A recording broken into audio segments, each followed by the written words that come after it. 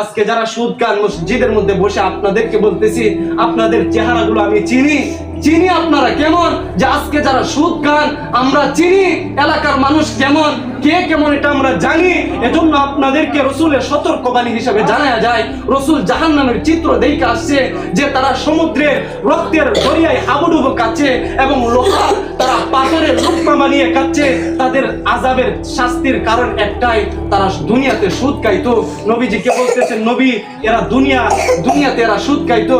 গরিব মানুষ যখন বিপদে পইরা যাইতো, যখন তারা বিপদে পইরা একজন টাকাওয়ালার কাছে গিয়া টাকা যাইতো, তখন তারা এমনি টাকা দেয় নাই, বরং সুদের বিনিময়ে তারা টাকা দিত। বলে নাউজুবিল্লাহ।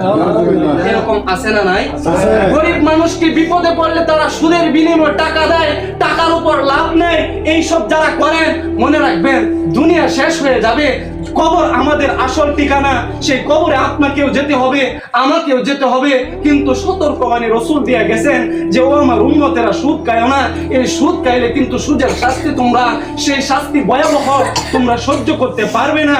এজন্য যারা সুদ খান আজকে এই মসজিদ থেকে বলে যায়, আপনাদের চেহারাগুলোর দিকে তাকাইলে আমার মায়া লাগে।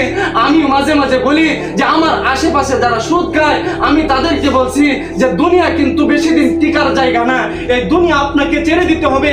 আপনার বাবা আজকে দুনিয়াতে নাই, আপনার মা আজকে দুনিয়াতে নাই, আপনার দাদা দুনিয়াতে নাই। সবাই যদি দুনিয়া থেকে চলে যায়, আপনাকেও চলে যেতে হবে। আপনার সন্তানকে সুদ থেকে ফিরান, আপনিও সুদ থেকে বেঁচে যান। এই সুদের লেনদেন আপনি করিয়েন না, কারণ সুদের শাস্তি, এই শাস্তি আমরা সহ্য করতে পারবো না।